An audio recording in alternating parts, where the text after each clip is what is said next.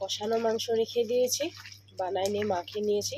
আমি অ্যাকচুয়ালি এরকমই বানাই, সব কিছু একসাথে মেখে নিয়ে তো আমি চুলাতে দিয়ে দিই।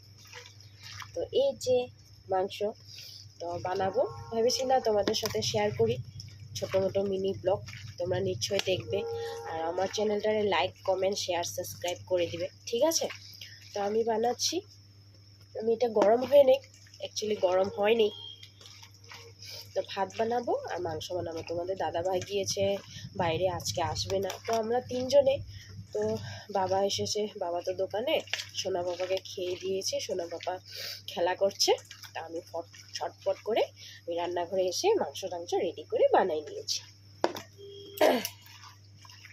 তো এদিকে মাংসও বানাবো আর ভাতটা বানাবো, আর কোনো কিছু বানাবো না, বেশি কিছু বানাবো না। আর